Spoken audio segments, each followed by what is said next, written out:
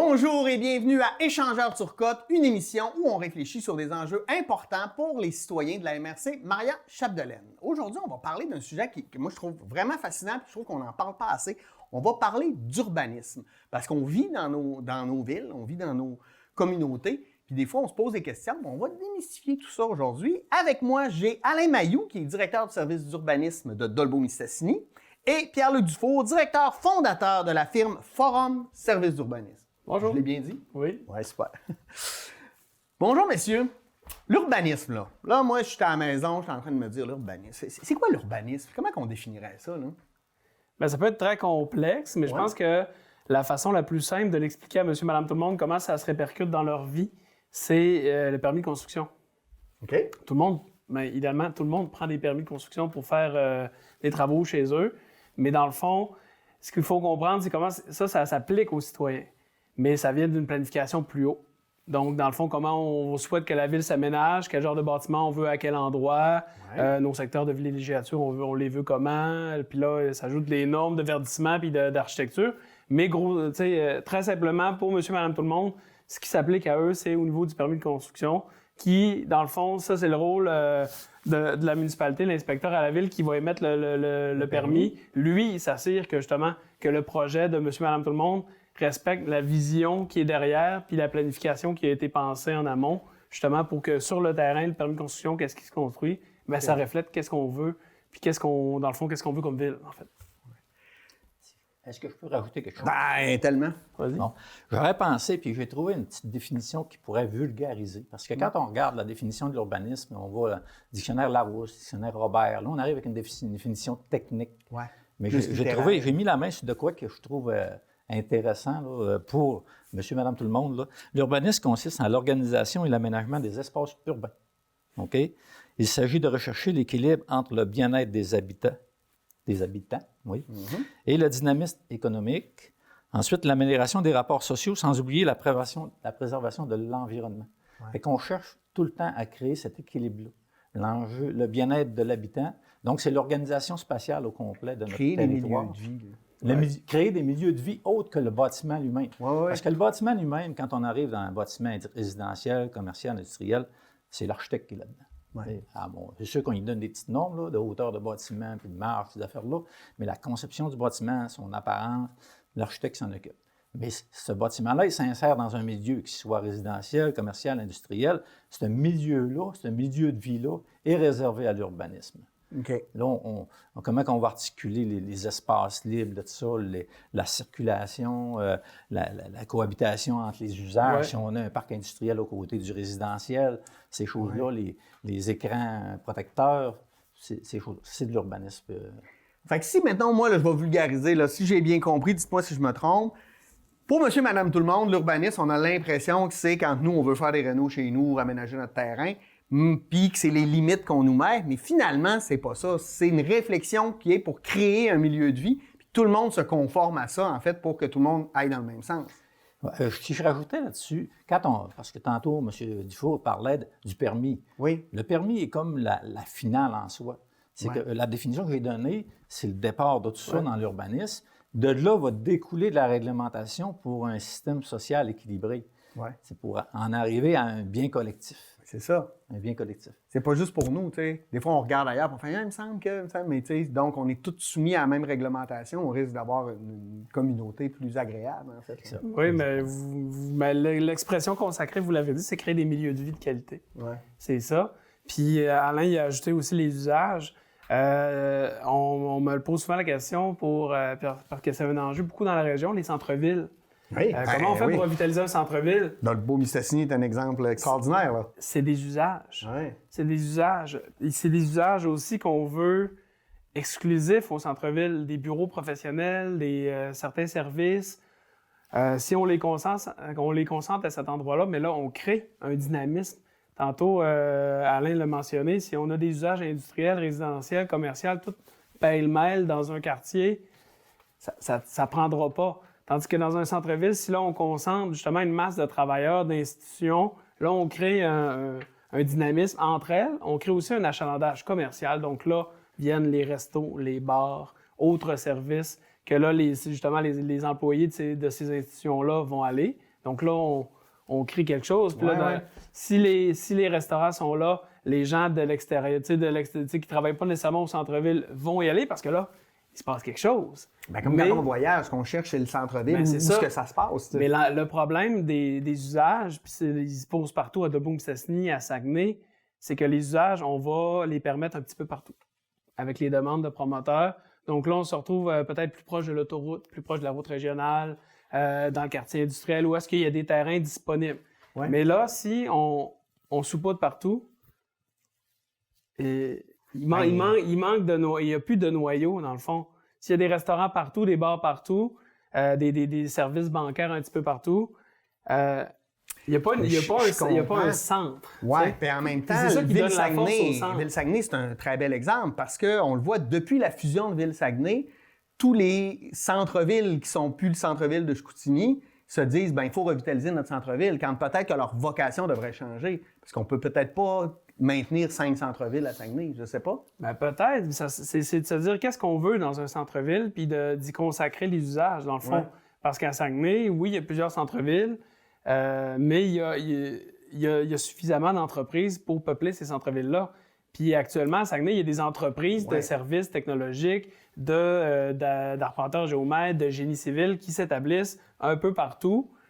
Mais si la ville se donne la vision puis là, on revient à notre base, là, une vision qui s'applique dans une réglementation qui va se confronter, dans le fond, au promoteur comme ça, quand il va demander son permis, on va lui dire non, tu peux pas là, mais tu pourrais là, au centre-ville. Mais tu trouves pas que ça fait... tu sais, oui, on a peut-être des entreprises pour meubler toutes les centres-villes, mais il faut aussi que la population embarque dans ce projet-là. Tu sais, quand vous pensez, là, mettons... Le projet commun. Le plan d'urbanisme pour Debout-Mistassini, on a beau faire le plus beau plan au monde, si le monde n'embarque pas, parce que t'as beau mettre la rue Saint-Dominique à Jonquière et remettre plein de commerces, si tout le monde va faire son magasinage sur le boulevard Talbot, ben on s'aide pas, là. Non? Je sais pas. Ouais. Vous en pensez quoi? Là, on embarque dans l'achat local. Non, mais ouais, on peut y aller. Moi, je suis pro achat C'est pas local. là qu'on veut aller. Là. Ouais. Mais quand on revise un plan dur, nous sommes en révision de plan dur, puis c'est peut-être la raison. Plan pour laquelle- dur, ça veut dire quoi? Le plan d'urbanisme. Plan d'urbanisme, OK. Excusez-moi. Là, j'étais là, je pensais être dur comme la dureté. Là. Le plan dur de Debout-Mistassini, on est en révision. OK. Les outils d'urbanisme, ça a une durée de vie, OK. à peu près comme votre voiture. Là. Ça a une durée de vie qui est normalement aux 10 ans. S'il se passe des gros moves sur le territoire, ça pourrait être aux 5 ans, mais 10, 15 ans, à 15 ans, tu commences à être vieux un peu, puis Debout-Mistassini, on est dépassé 15 ans. Oh, OK. On est dépassé 15 ans, on a lancé le projet de révision en 2022, et puis on a mandaté une firme d'urbanisme pour dire où on est rendu. On a mandaté 2 firmes, une en développement économique, là, stratégie immobilière, et puis qui s'est associée avec une firme d'urbanistes là-dedans, et puis qui nous parraine ou qui nous coach dans la révision du plan d'urbanisme. Nous en sommes rendus à l'étape, on a fait des étapes de consultation. On a consulté pour que les gens adhèrent, parce que là, on essaie de recouper ça avec Ben oui, c'est exactement. Oui, pour faire adhérer les gens. Si tu l'avais pas dit, je l'aurais dit. On est allé en consultation sur les grands thèmes. D'abord, avec la firme d'urbanistes, au printemps dernier, déjà, ça fait presque 1 an, on a dit, on va y aller sur 6 grands thèmes. Et ces thèmes-là, on va les valider devant la population. Donc, on a fait 2 activités en fin août et début septembre 2023. On a eu une activité, on a invité sur invitation, mais c'était ouvert à tout le monde, qu'on visait le monde commercial, le monde des affaires. Ensuite, on est allé dans la population en général. Oui, parce que c'est important. Eux aussi, c'est leur ville, c'est leur communauté. C'est une innovation un peu qu'on a faite, parce que normalement, une ville, on dit, à l'hôtel de ville, période de consultation, on invite tout le monde, puis on se ramasse avec une personne dans la salle ou 0. Oui, c'est ça. Mais là, on a dit, on va aller vers les gens. Donc, on est allé vers les commerçants, on est allé, entre autres, au motel Chute des Pères, je pense que c'était le 8 septembre. Et puis, le 9 septembre, le lendemain, la course, on s'est dit, on va s'allier avec une activité en ville, la course sucrée-salée, qui est sur la pointe des Pères. Et puis, la ville, on a tenu un kiosque de consultation sur les systèmes. Puis, dans les systèmes, on avait comme 4 axes. Quand on parlait de système, là, là vous me parlez. C'est quel genre de système? Je vais les élaborer. C'est des thèmes. 6, le chiffre 6. Ah, mon Dieu! J'entends tout croche. Oui, c'est des systèmes. Par exemple, pour concrétiser ça, là, on avait les parcs et espaces verts. Oui, on avait la mobilité active, les milieux de vie, le développement économique, puis l'architecture et paysage. Chacun de ces thèmes-là avait comme 4 axes de priorité. Mettons comme il y avait la résidentielle, c'est ma feuille, je n'ai pas tourné, mais il y avait la résidentielle aussi, la problématique résidentielle. Puis là, un moment donné, on disait dans le résidentiel, bien, faut-il aller dans le développement de logement? Est-ce qu'on va aller dans un autre axe? Puis on faisait statuer les gens là-dessus. C'est que vous en pensez, vous autres. Puis là, on a dégagé des orientations dans chacun de ces systèmes-là qui vont nous aider à rédiger notre plan d'urbe et notre réglementation qui va en découler. Puis après ça, bien, on pense que la population pourrait adhérer encore mieux à notre affaire parce que quelque part, ils vont s'être mis à la partie, ils vont l'avoir influencé. Puis quand tu travailles à élaborer quelque chose, bien, tu y tiens puis tu adhères un peu plus. Puis là-dedans, là, quand moi, je trouve que c'est une excellente idée de consulter, mais j'imagine qu'il faut aussi avoir une espèce de vision d'avenir, tu sais, de dire, là, pas pour vous, là, mais pour vos enfants dans 30 ans, je ne sais pas, est-ce que vous utilisez beaucoup la science pour voir ce qui s'en vient, pour faire, tu sais, j'imagine que oui. Puis j'arrête quoi là-dessus, c'est qu'on est élaboré, parce que tout évolue. Oui. Tout évolue dans le temps. Il y a des choses qu'on voit aujourd'hui qu'on ne voyait pas il y a 10 ans, et d'autres choses qu'il y a 20 ans. Et puis, on doit s'adapter en urbanisme, on doit même projeter pour les prochaines années. Puis notre plan d'urbe, moi, je me suis occupé d'arriver avec des termes où on a fait des réflexions. D'ailleurs, le 19 de février, on rencontrait le conseil pour le faire statuer, vous dire, regarde, voici certaines problématiques qu'on ne vivait pas avant et qu'on vit aujourd'hui. On s'oriente comment avec ça? Travailleurs étrangers. Oui. Bon, ça en est un. Là, j'ai eu une mémoire. Je vais essayer de trouver tous mes thèmes où on a fait ça. Ensuite, les UHA. UHA. Oh, je ne sais pas c'est quoi. Unités d'habitation accessoires. Ah, accessoires, pourquoi? Bon, accessoires à l'habitation. Dans le fond, c'est des unités de logement supplémentaires dans une maison existante. Ah, OK. Ça peut être un logement au sol, une annexe sur le côté ou même un pavillon d'invité dans la cour. Quand on aborde ce thème-là, on a un grand thème dans notre plan d'urbanisme qui s'en vient, qui va s'appeler la densification douce. Oui. C'est le gouvernement du Québec qui nous opte à tirer vers ce sens-là. C'est pour nous rentabiliser. Tout ce qui est de terrain vacant au centre-ville. Le gouvernement vient de modifier sa loi puis va donner plus de pouvoir aux villes pour agir en fonction des terrains vacants.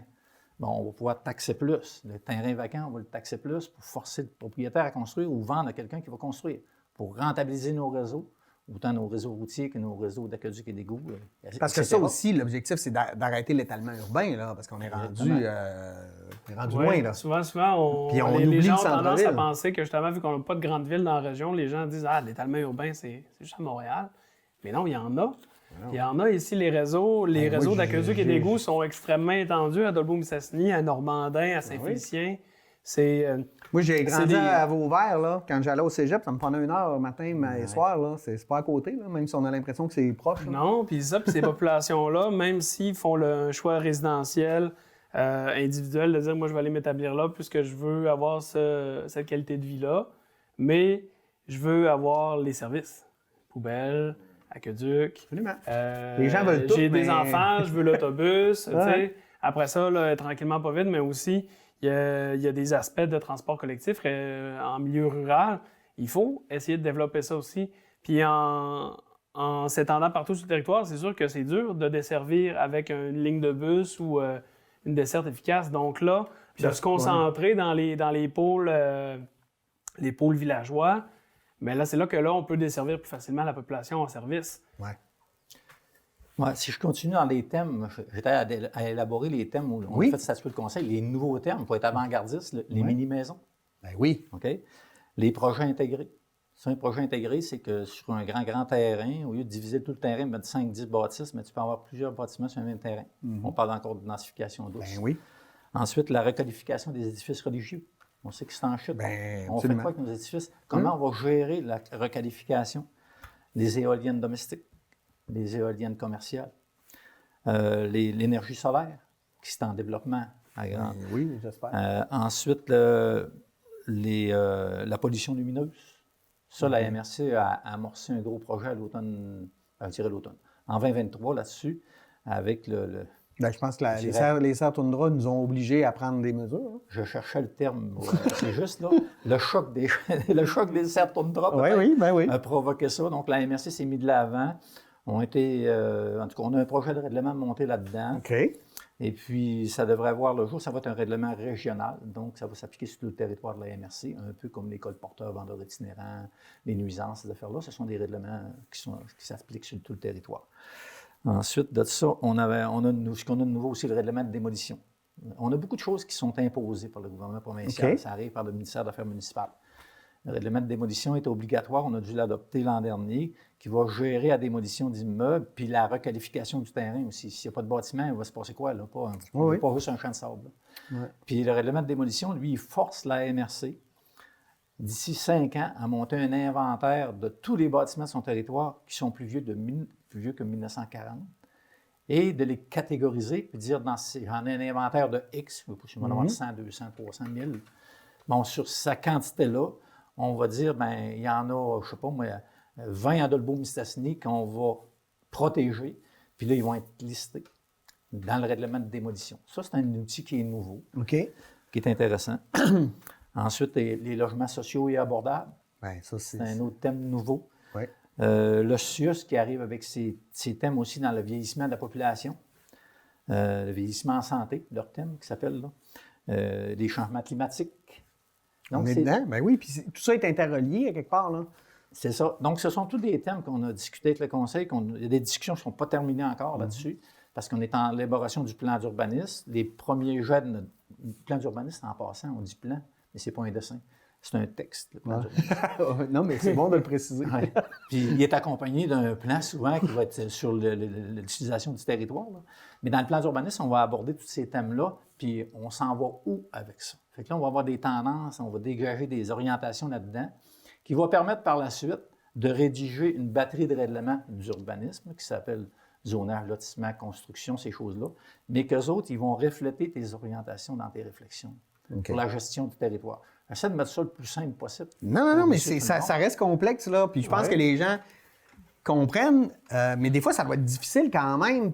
Tu sais, dans le sens où, tu le disais tantôt, le monde, ils veulent avoir tous les services, ils veulent avoir tout, mais la réalité avec les analyses scientifiques, des fois, on va se dire, ouais, mais là, on a besoin de 2 arénas de Boom-Cessy. Là, je sais que je soulève quelque chose qu'on ne veut pas parler. On n'en parlera pas, mais on est en droit de se poser ces questions-là. Parce que la personne, elle peut bien dire, c'est un peu. Regarde, je vais te donner l'exemple des guichets automatiques. Là, ils sont tout en train de fermer là, des jardins, des points de service. Mais quand on regarde leurs statistiques, puis là, tu as 1% d'utilisation, tu fais, je les comprends. Maintenant, le pourcent qui veut l'utiliser, je comprends aussi, mais on ne peut pas tout avoir, non? Comment vous développez ça, vous faites de la vulgarisation pour la population, en fait? Hein? Ben, ça dépend à qui on pose la question, parce que si on pose la question à un ingénieur, il va trouver une solution technique pour fournir le service. Mais c'est là que je pense que le professionnel en urbanisme a sa place, c'est que c'est le maillant, le lien entre toutes les disciplines économiques, juridiques, parce qu'on applique la réglementation qui est très très normée, là. On parle d'un langage juridique. Après ça, l'environnement. Alain a parlé de plein de choses, l'habitation, le social. Donc, l'urbanisme a un peu une vue d'ensemble de tous ces enjeux-là. Donc, dans ses interventions, dans ce qu'il va proposer, mais il va essayer de tenir en compte tout ça, puis de faire un équilibre.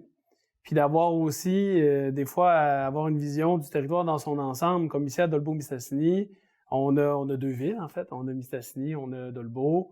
Mais tu as Sainte-Marguerite. Ben, c'est ça, puis en périmètre urbain, on a un autre périmètre urbain à Sainte-Marguerite. Ouais. Mais aussi, on a d'autres types de zones autour, on a des zones de villégiature. Sainte-Élisabeth, tu sais, c'est... Mais Alain aussi a mentionné la MRC. La MRC, c'est un territoire de 12 municipalités dans lequel, là, on ajoute un autre pôle urbain normandin et plusieurs petits pôles villageois, les autres municipalités. Mais là, c'est de se donner une vision d'ensemble sur tout ce territoire-là. Justement, là, on parlait d'aréna. Est-ce que chaque municipalité doit avoir son aréna? Des fois, ces municipalités-là partagent les écoles. Justement, tu sais, il y a des partages à faire ensemble.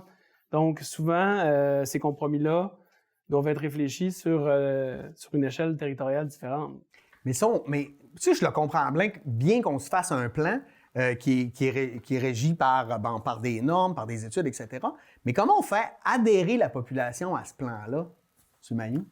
Ça, c'est une bonne question. Non, parce que c'est là le nerf de la guerre, selon moi. Je pense que la ville de Dolbeau-Mistassini a eu une bonne approche. On appelle ça l'urbanisme participatif. OK. Donc ça, on va un peu plus loin que ce qui est exigé dans la loi. Parce que la loi sur l'aménagement et l'urbanisme, comme Alain l'a mentionné tantôt, quand on modifie un règlement d'urbanisme, Il y a des consultations qui sont obligatoires. Donc, puis il y a la fameuse approbation référendaire. C'est des processus qui sont insérés dans la loi, mais qui sont très, on pourrait dire, très carrés. Très, très peu d'attrayants, quand même complexes. Là, on parle des avis dans le journal qui décrivent, on modifie une zone avec un numéro X pour l'agrandir sur l'autre zone qu'un numéro Y. C'est un peu, c'est nébuleux. Mais c'est pour ça que, finalement, à la séance, souvent, il y a peu de gens.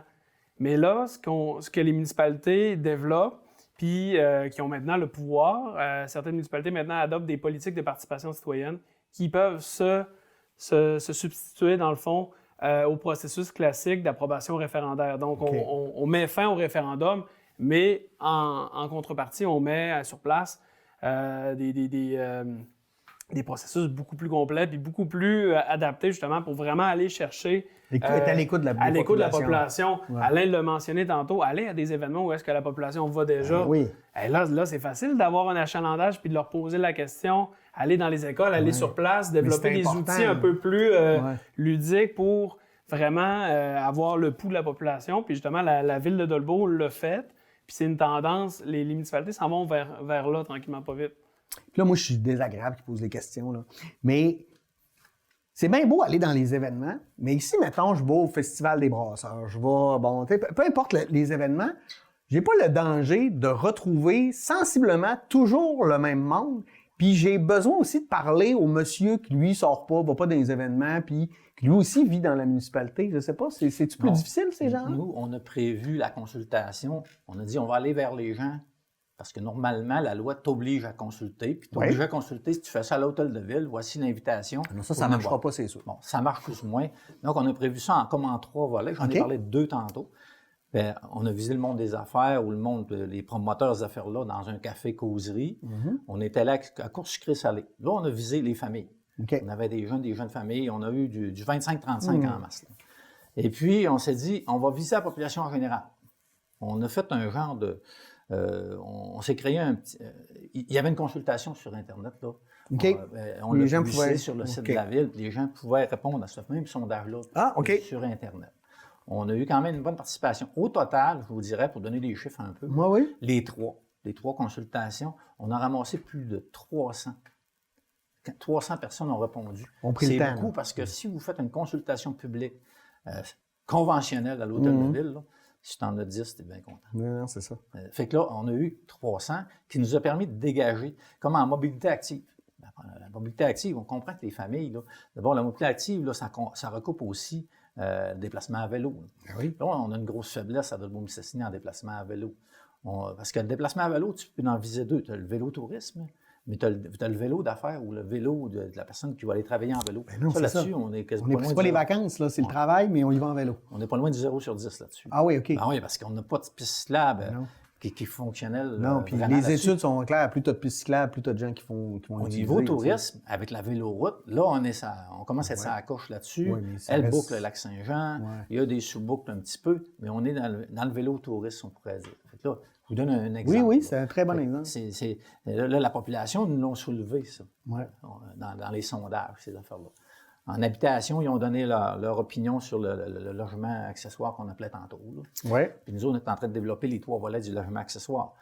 Actuellement, dans la réglementation de Dolbeau-Mistassini, la première catégorie dans le logement accessoire ou l'unité d'habitation accessoire, c'est dans la maison seulement. C'est un logement complémentaire, un petit logement qui va être créé, qui va avoir une complicité avec le logement principal.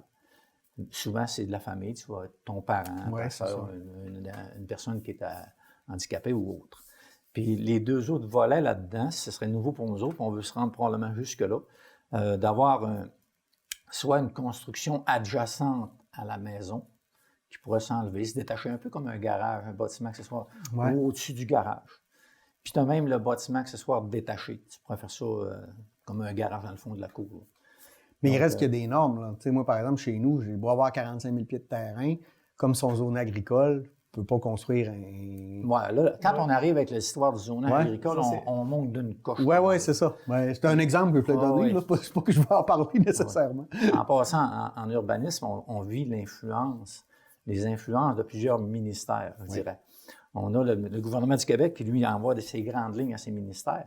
Mais juste le ministère de l'Environnement, au cours des 20 dernières années, on a fait des grands pas là-dedans. Les milieux humides. Milieux humides, ben oui, ça c'était une aberration, en fait. Là. Les zones de contrainte, mouvement de sol, inondation. Le gouvernement en inondation renforce ses critères là-dessus. Les villes sont tannées.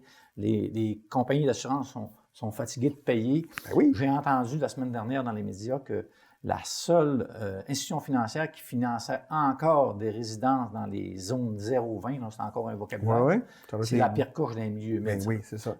C'est les pires. Là. Dans le 0-20, tu peux te faire inonder tous les 2-3 ans. Oui, c'est ça. Puis là, la seule institution financière qui prêtait là-dedans, c'était Desjardins. Puis ils ont mis fin le 1er février. Oui, c'est ça. Fait que là, ça vient encore mettre du stress aux gens qui ont décidé. En fait, c'est qu'on n'aurait jamais dû développer ces milieux-là, là, autant pour l'environnement, mais la problématique, c'est que les municipalités, leur source de revenus, c'est les taxes, fait qu'ils veulent se développer, puis souvent, les milieux humides, c'est des belles places, c'est sur le bord de l'eau. Fait que moi, je comprends. Je pense qu'on a manqué beaucoup d'éducation collective à ce niveau-là, je sais pas. T'en penses quoi, Pierre-Luc? De connaissance. De connaissance. De connaissance. Je pense qu'au moment où est-ce qu'ils ont construit, c'est beaucoup en villégiature, c'est beaucoup les cœurs villageois proches des cours d'eau. Les gens avaient pas à l'esprit, justement, la notion d'espace de liberté du cours d'eau. Est-ce que le cours d'eau, c'est quelque chose de vivant puis de dynamique? Mais éventuellement, les cours d'eau, les cours d'eau sans contrainte, ils font des méandres, là, tu sais, puis à un moment donné, ils en laissent un, ils s'en vont ailleurs, puis c'est comme ça qu'ils ont créé le territoire. Ce qu'on voit aussi, c'est que les gens s'achètent, mettons, des terrains dans les milieux humides, puis là, ils vont couper les arbres, ça va faire une belle vue quand les arbres, ça les aiderait à garder, là, tu sais. Fait que des fois, je pense que, vous savez, au niveau de la connaissance, on a manqué un peu. On savait juste pas, puis aussi, Alain l'a mentionné, le changement climatique. Le contexte climatique est tout autre, puis justement, ces événements-là d'inondation apparaissent de plus en plus. Donc là, il faut les gérer. Puis les cartes, en fait, ce que le gouvernement fait actuellement, c'est une mise à jour des cartes. On travaille encore dans certaines MRC, dans certaines municipalités avec des vieilles cartes. OK. Et là, ben, c'est ça, là, on parle de connaissances, on ne le sait pas. Mais là, c'est une donnée extrêmement sensible à savoir est-ce que votre résidence est dans la zone 0-20 ans. Oui, puis là, donc les ça, gens c'est qui une inondation là, à tous les 20 ans, mais en fait, c'est annuellement. C'est une chance sur 20 d'avoir une inondation, donc c'est 5 % de chance à chaque année. Okay. C'est pas une inondation aux 20 ans comme... Oui, je comprends. Donc, Puis, j'allais dire tantôt, je disais, le gouvernement du Québec, lui, il va pousser dans ses ministères différentes problématiques ou des choses qu'ils veulent corriger. Puis on peut mettre un mot là-dessus, on appelle ça les OGAT. Les OGAT? Les orientations gouvernementales en aménagement du territoire. OK. Et le gouvernement a justement révisé au cours... Ils ont commencé en 1994 avec ça. La première mouture était en 1994 et ils viennent de réviser. Ils sont arrivés l'an dernier, en juin, ont sorti une version quasiment finale en consultation. Et puis à l'automne dernier, ça a été pas mal fixé. Okay. Ces orientations gouvernementales-là, en aménagement de territoire, sont poussées vers les MRC, qui, eux autres, doivent réviser leur réglementation. C'est un gouvernement, la MRC est un gouvernement supérieur, supramunicipal. Ouais. Et puis, ces orientations gouvernementales-là doivent être intégrées dans les schémas d'aménagement. C'est la réglementation de la MRC. Une fois que ça sera fait, on a 2 ans, nous autres, les municipalités, pour s'y conformer. Là, vous me dites qu'on a commencé à faire ça en 1994. Ouais. Puis là, ça a été fait plusieurs fois. OK, plusieurs fois. Ça, j'étais là. C'est une première fois. OK, parfait, ça me rassure. Je relativiserais aussi la réglementation à Dolbeau. Alain disait que ça n'a été pas fait depuis 15 ans, mais ça a été... c'est des documents qui sont assez dynamiques aussi. Il y a des modifications, des ajouts qui sont faits. Oui, c'est ça. Mais il n'y a pas de refonte non, c'est ça. Là, on parle d'un exercice complet de refonte, mais les règlements de la ville de Dolbeau-Mistassini ont été actualisés... À la pièce, peut-être pour préciser, les orientations gouvernementales de 1994, avant que, en tout cas, le schéma d'aménagement de la MRC a été finalisé, je pense, en 2007, suite à ça. C'est quand même un long mouvement. Puis nous autres, Dolbeau-Mistassini, on a révisé notre réglementation suite à ça en 2010. Oui. Ouais. Mais ça reste quand même que des fois, je comprends que ça prend du temps là, de faire ça, mais des fois, entre 1994 puis, mettons, 2010, c'est passé. Oui. Il se passe du temps, fait que des fois, j'ai l'impression qu'on serait dû pour recommencer à ce niveau-là. Là. Mais entre 1994 puis 2010, ils ont eu... Des amendements. C'est ça, il y a eu des amendements, il y a eu des nouvelles orientations qui ont été données. Puis pour peut-être compléter ce qu'Alain a dit, je vous mettrai peut-être une image en tête là, par rapport à comment le système d'aménagement de territoire fonctionne au Québec. Moi, je le vois comme un entonnoir. OK. Donc, en haut, on a les OGAT, les orientations gouvernementales en aménagement de territoire, qui sont générales, qui visent l'ensemble du territoire du Québec. Donc là, c'est là qu'on a les grandes orientations très larges de qu'est-ce qu'on veut, comment on veut aménager le territoire. Donc là, après ça descend dans les MRC. Il y en a 78 au Québec de mémoire. Ici, dans la région, il y en a 4. Ville-Saguenay est une ville MRC. Donc, c'est un palier de gouvernement. Donc là, la MRC, elle, doit adopter un schéma d'aménagement. Un schéma, des fois, on entend parler. Dans le fond, un schéma, c'est un document comme le plan d'urbanisme. C'est un plan d'urbanisme, mais pour la MRC. Donc là, portrait du territoire, grandes orientations, objectifs qui se déclinent en affectations. Donc, les affectations, c'est un zonage un peu grossier, là, avec des gros morceaux, puis on dit à peu près là, affectation forestière, agricole, urbaine. Fait que là, ça va être plus spécifique parce que... Oui, puis là, plus on descend, plus le niveau de détail, plus on est précis. Donc là, on est vraiment territoire MRC. Là, on va tomber au palier de la municipalité ou de la ville de Dolbeau-Mistassini qui, elle, adopte son plan d'urbe. Vous avez le pouvoir là, de le faire. Là. C'est tout. On est toujours plus précis, mais il faut être conforme. Oui, mais moi mon questionnement, là, des fois, je trouve ça un peu particulier. T'sais, les OGAT, je comprends, mais c'est comme de dire on a tout un peu le même territoire. T'sais, on met les mêmes règles pour tout le monde. Ouais, mais moi, non. ça, fondamentalement, je trouve ça débile. Je sais pas si c'est mais moi. C'est là où les autres paliers vont venir préciser. C'est là qu'à la MRC, dans son schéma, va dicter justement des orientations, des objectifs adaptés à son territoire. Avec le document complémentaire, va mettre des normes. Les OGAT vous donnent la flexibilité quand même d'adapter ces réglementations au territoire que vous avez. Ouais, tantôt, je vais reprendre l'expression de Pierre-Luc, l'entonnoir. Okay? Ouais. Mais l'entonnoir, elle va dire, les OGAT partent en haut, on va vers les schémas d'aménagement. C'est que les schémas d'aménagement doivent être conformes aux OGAT, mais ils peuvent être plus précis. Ils vont être plus sévères un peu, ils vont s'adapter au territoire. Le territoire de la MRC Maria-Chapdelaine, on a 4 grandes rivières à peu près. On a un territoire forestier énorme, ces affaires-là. Fait que le schéma d'aménagement de la MRC va s'imprégner de son territoire tout en se conformant aux OGAT. Puis la même chose se fait au niveau de la ville de Dolbeau-Mistassini. Là, on va être plus précis, on tombe au niveau de la ville. On a, c'est quoi qu'on a sur notre territoire? On a 2 noyaux de ville séparés par des rivières.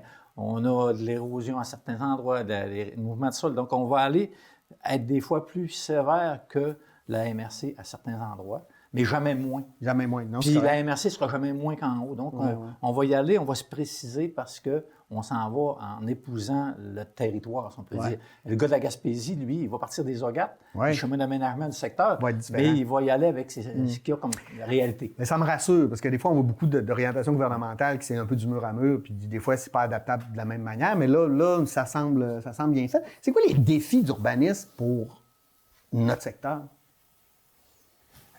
Dévitalisation commerciale.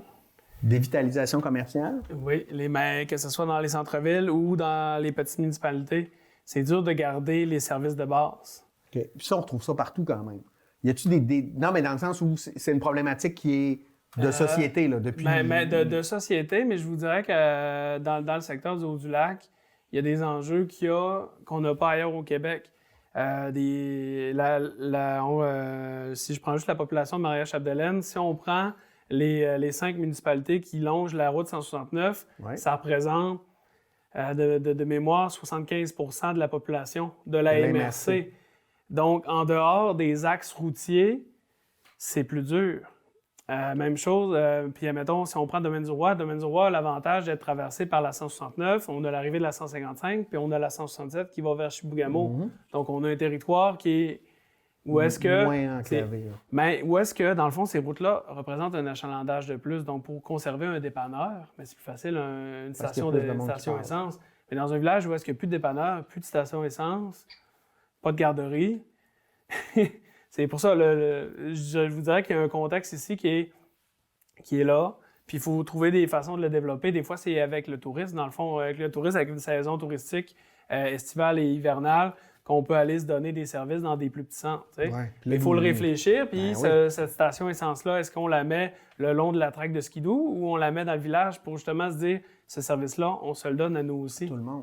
Fait que c'est là que la pensée urbanistique embarque. Là. Puis il faut quand même penser aussi à long terme. On va-tu encore faire du skidoo dans 20 ans? C'est ça. Non, je sais pas. Ça fait partie du changement climatique, ça. Ben oui, absolument. C'est un volet que je vais parler tout à l'heure. Ouais. Mais ce que je pourrais donner comme précision supplémentaire, c'est qu'un des défis en urbanisme pour Dolbeau-Mistassini, on va parler de Dolbeau-Mistassini, peut-être de la MRC en même temps, on est situé au nord du lac. Ouais.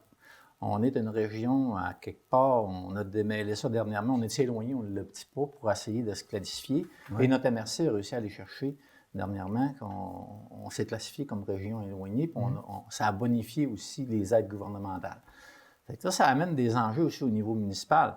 On est au nord du lac, on est la troisième ville, de Dolbeau-Mistassini, la troisième ville en importance au Saguenay-Lac-Saint-Jean, mais on ne l'entend pas souvent. Mais non. Donc, dans le plan ZUB, on veut essayer de prendre notre place là-dedans. C'est bien beau Normandin, c'est bien beau Saint-Félicien, c'est bien beau, mais si on ne tient pas compte de tenir notre ville principale en place, puis y donner ses services puis ses pouvoirs, bien, on va s'effriter avec le temps, puis on va perdre notre place. Ouais. Ça, c'est important, c'est un enjeu.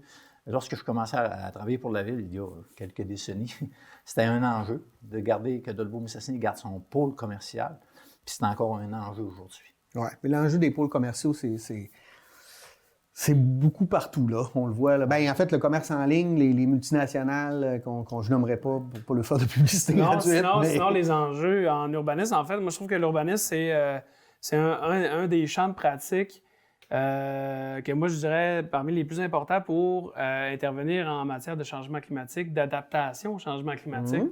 Parce que là, on parle de réduire notre empreinte sur le territoire. Des communautés moins étalées prennent moins de place sur l'environnement. Donc là, on peut penser que nos milieux humides sont moins affectés. Les terres agricoles sont consacrées à la culture. C'est des milieux récepteurs qui peuvent absorber l'eau de pluie. Donc là, déjà là, d'un aspect de résilience aux inondations, on est déjà plus résilient. Mais aussi la cohésion sociale. Ouais. Les habitants des rangs... puis là, je vais aller peut-être plus à Saguenay. Les premiers rangs à Saint-Honoré, au nord de la ville de Saguenay, ces gens-là travaillent à Saguenay, font leur épicerie à Saguenay, ils ne vont jamais au village à Saint-Honoré. Ouais. Donc, en termes de cohésion sociale, eux, ils se sentent probablement plus Saguenayens que Saint-Honoriens. Ouais. Donc là, quand on parle d'entraide, s'il arrive un événement dans une communauté, souvent, c'est ça qui est souligné, c'est l'entraide entre les habitants. Mais si les gens ne se connaissent pas, ils ne sont pas à proximité, ils ne se sentent pas interpellés. Donc là, je me projette, mais tu sais, achat local, entraide en cas d'inondation, bien, une communauté tissée serrée, ça va être beaucoup plus résilient d'un point de vue social qu'une communauté étalée, que tout le monde fait son épicerie ailleurs, qui sont... Ben oui, moi ça, je trouve que c'est un des plus gros problèmes, là.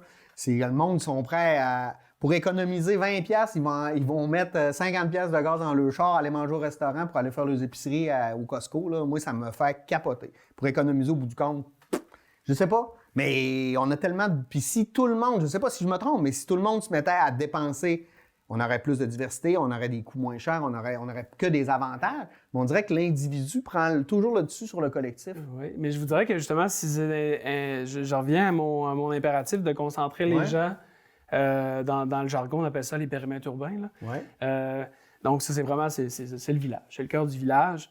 Si ces gens-là habitent tous à proximité puis qu'il y a un dépanneur, allez acheter une pinte de lait quand on habite à Albanel, qui n'a présentement pas d'épicerie, une pinte de lait.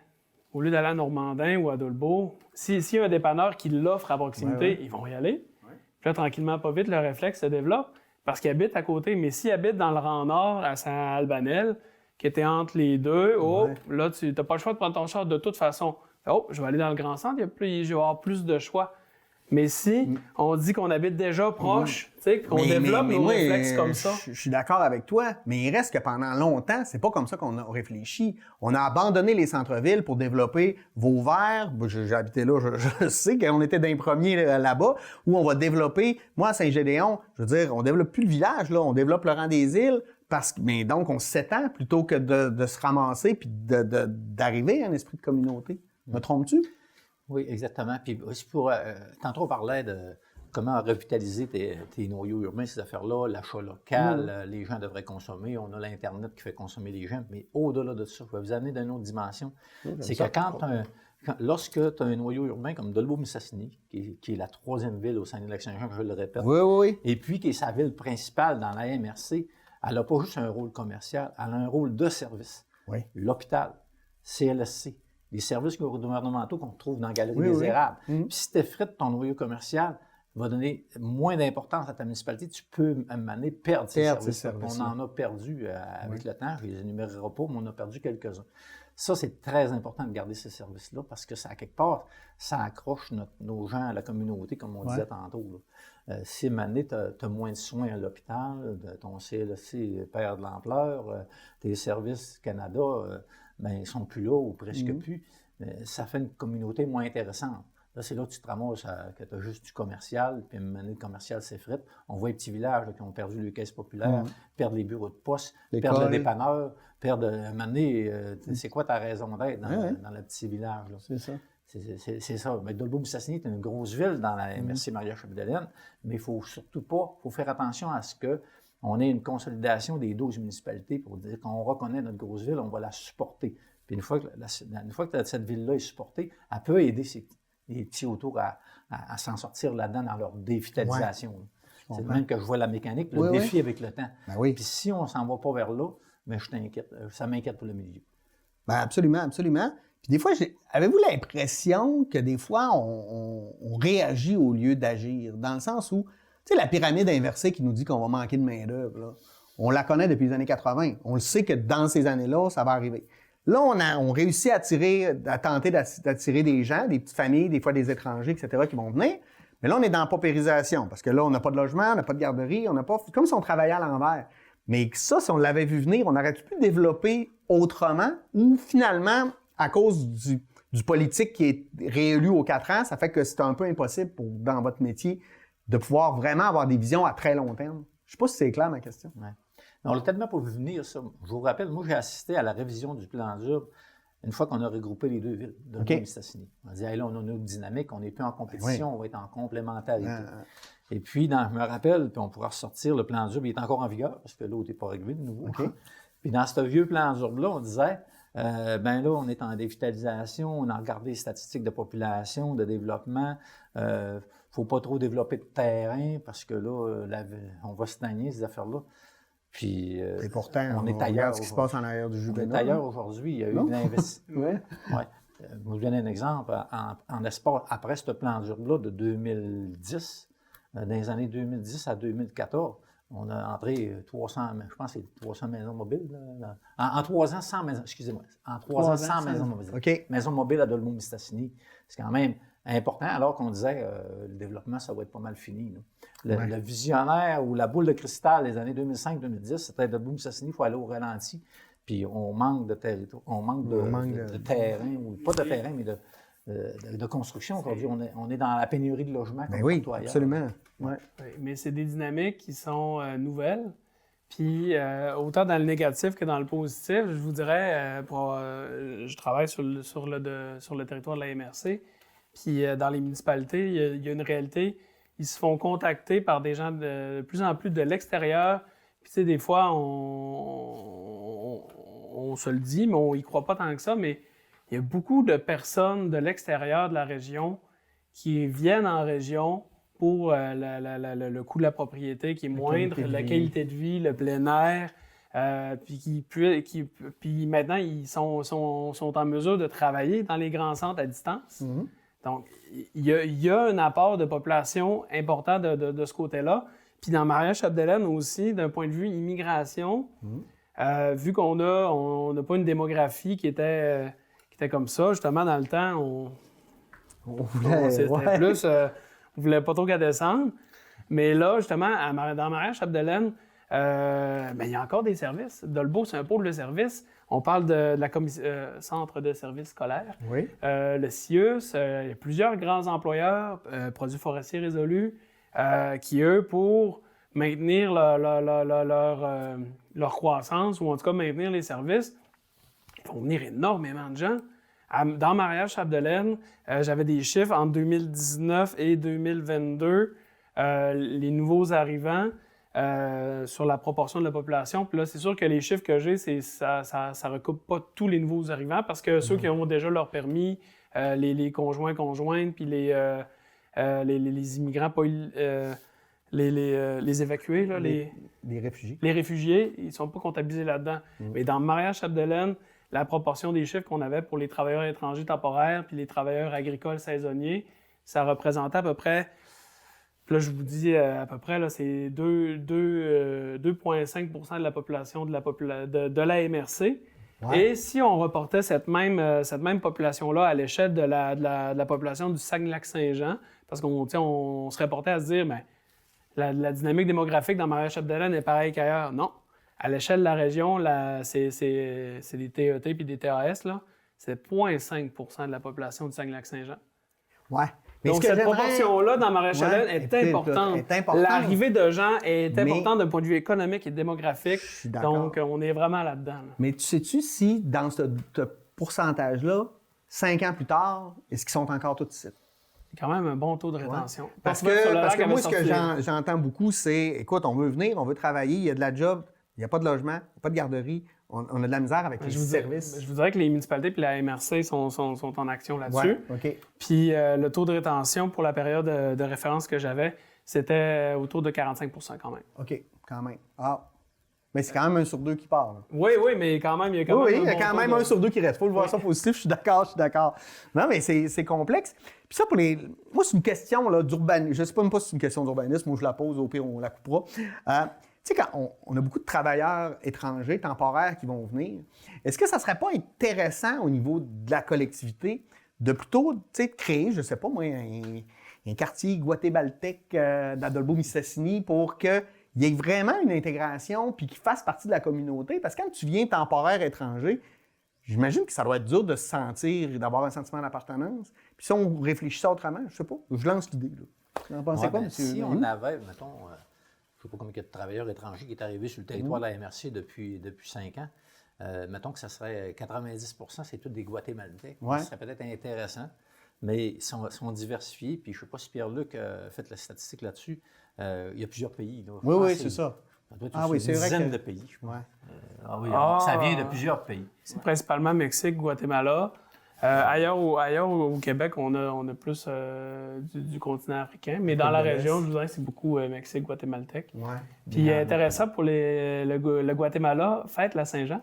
Ouais. C'est pas leur fête nationale, mais c'est une fête très importante pour les Guatémaltèques. Mais moi, je trouvais qu'il y aurait un mariage intéressant à faire. Ah, bien, moi, je te le dis, là, j'ai voyagé énormément et ceux qui sont de descendance catholique romaine, là, la Saint-Jean-Baptiste, moi, j'ai fait des parades de la Saint-Jean en Italie, partout où c'est la religion catholique. Pour vrai, la Saint-Jean est une grosse fête. Mais tu as mentionné l'idée d'un quartier.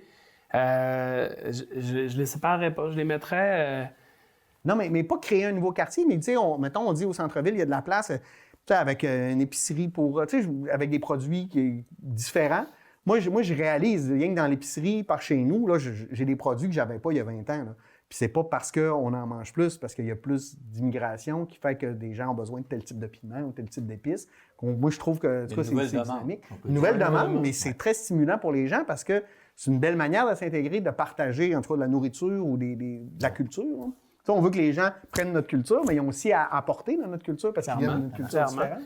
Mais comme avec toutes les tranches de la population, que ce soit les aînés, les nouveaux arrivants, moi, je pense que de favoriser une mixité parce que dans le fond, cette mixité-là passe par le bâti.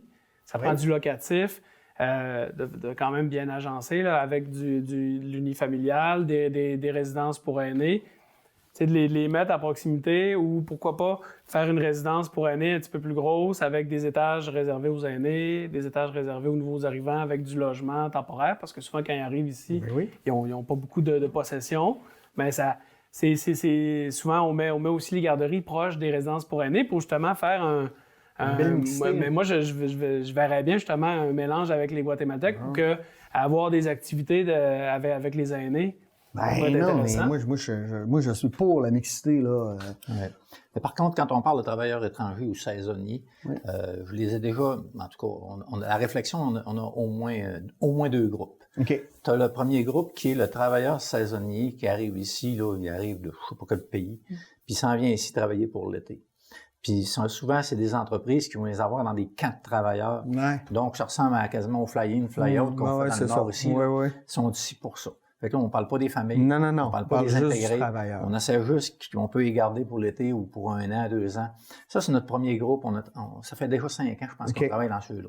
Le deuxième groupe, c'est le travailleur qui a peut-être passé par sa première phase-là, puis il dit, ben moi, finalement, de le beau Stassini, Je pas ça. je pense que ma famille pourrait venir ici pour y vivre. Là, il va chercher un logement. Ouais. Puis c'est là que ça prend du logement abordable. Ouais. C'est là que ça prend du logement abordable. Mais aussi la dynamique avec les serres toundra, tantôt on l'a mentionné. Maintenant, eux, ils ont des besoins à l'année. Contrairement à l'agriculture traditionnelle où est-ce que c'était juste durant l'été. Ouais. Donc là, on a des travailleurs qui restent plus longtemps dans le temps. Là. Ouais. Tu as le saisonnier, mais tu as le permanent. Puis, dans le moment, nous autres, sur la planche à dessin, juste les derniers 12 mois, on a 5 entreprises qui ont travaillé là, pour du logement de travailleurs étrangers. Puis il y en a là-dedans que c'est des gens qui ont des activités saisonnières, mais dans les 4 saisons. L'été, ils vont travailler, mettons, en forêt, puis l'hiver, ils vont être sur le déneigement, je ne sais pas quoi. Puis ça va faire qu'ils ont besoin des travailleurs des 12 mois. Fait que ça, c'est une autre catégorie. Tu as le saisonnier qui est juste l'été, puis tu as le temporaire qui est ici, il n'est pas avec sa famille, mais qui est ici 12 mois.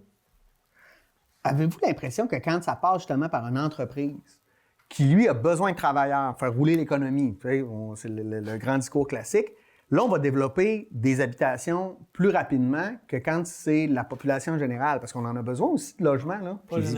Pas particulièrement. Non? Je voudrais qu'actuellement, il y a justement un enjeu au niveau du logement où est-ce que ces entrepreneurs-là, pour sécuriser leur entreprise, dans le fond, ils ont besoin de travailleurs, puis pour être sûr de les avoir, mais il faut qu'ils soient certains de pouvoir les loger.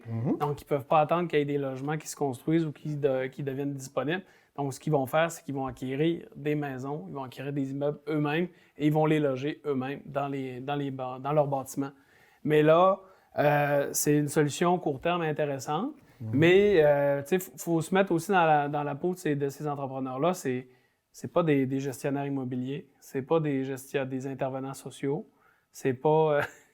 Non, mais c'est pour ça que ça prend du service. C'est pas ça leur travail, tu sais. Non, mais c'est pour ça qu'on a besoin de clés d'eux. Aussi, eux, ça en met beaucoup sur les épaules des entrepreneurs, mais aussi pour le travailleur, son employeur devient son locataire et des fois même son transporteur.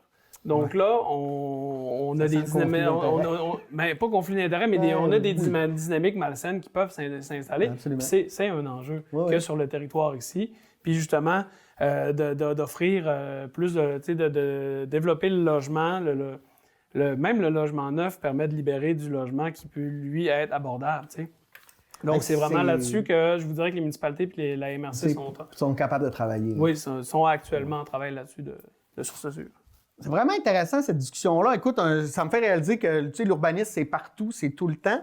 Et c'est surtout au-delà de juste aller chercher notre permis de rénovation.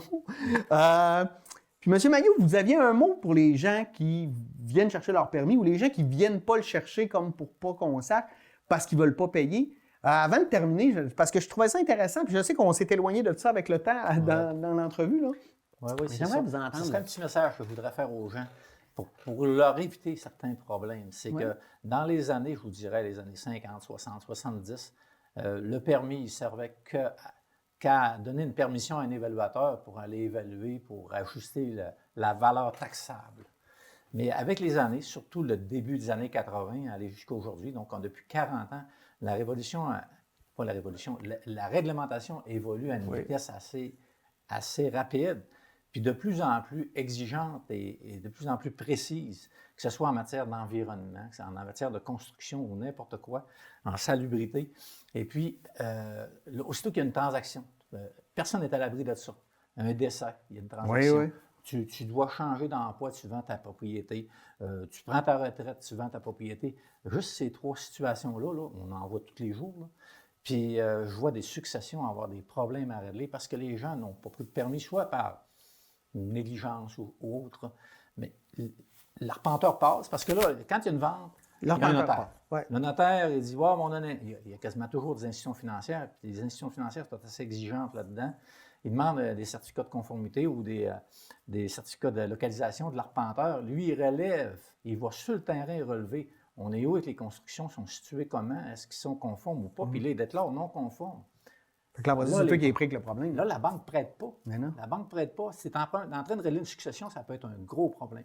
Fait que pour ça, le message que j'aurais lancé, venez vous informer de la réglementation avant d'élaborer votre projet, avant d'aller trop loin. Et puis, pour s'assurer que notre projet va être conforme, bien, on dépose des plans. Et quand on donne le permis, on dit OK, on accepte, puis on vous déclare que ça va être conforme à la réglementation. Donc, après que le projet va être réalisé, l'arpenteur va pouvoir confirmer que c'est conforme, puis la banque va prêter pour la transaction. Ça règle beaucoup de problèmes pour tout le monde. Ça évite des problèmes. Hey, merci beaucoup, messieurs. C'était vraiment très riche comme discussion. Je pense qu'on pourra faire une deuxième émission juste pour continuer à réfléchir. Je ne sais pas si je vous ai amené où si vous vouliez aller, mais moi, en tout cas, ça m'a fait triper. Donc, merci Alain Mailloux, directeur de service d'urbanisme de la ville de Dolbeau-Mistassini, et Pierre-Luc Dufault, directeur fondateur de la firme Forum Services d'urbanisme. Merci d'avoir été là. Merci aussi d'avoir été des nôtres lors de cette saison d'Échangeurs Turcotte. Mon nom est Pierre Turcotte. Je vous souhaite un bel été et on se retrouve probablement à l'automne prochain. Bye!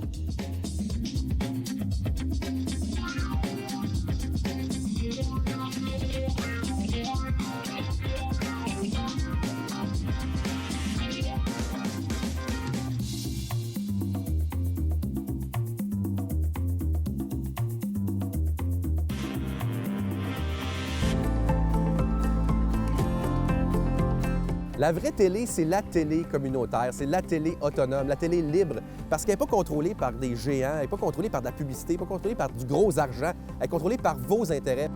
Tu veux savoir qu'est-ce qui intéresse les gens d'une place en particulier? Tu veux savoir qu'est-ce qui se passe en ce moment à Ville-Marie, dans les Basses-Laurentides? Bien, il faut que tu regardes la télé de cette place-là, puis elle est disponible sur le web à cette heure. 2 clics, tu sais ce qui se passe. Tu sais, l'avenir, là, c'est de parler des vrais enjeux, des vraies valeurs, de ce qui nous touche vraiment. Il n'y a rien de mieux qu'un médium local pour le faire. C'est pour ça que les télécommunautaires autonomes font ce travail-là. Et puis, on parle souvent de codes d'écoute, puis tout ça. Un, les codes d'écoute sont assez bonnes, puis deux, le qualitatif, c'est important aussi. La qualité des gens qui regardent, c'est des gens intéressés, intéressants. Pourquoi? Parce qu'on regarde notre communauté. On peut passer à la TV et parler de nos enjeux. Là, on parle des vraies affaires. On parle pas juste des Moses de vedettes de schnout de Montréal. Non! On parle de ce qui se passe chez toi.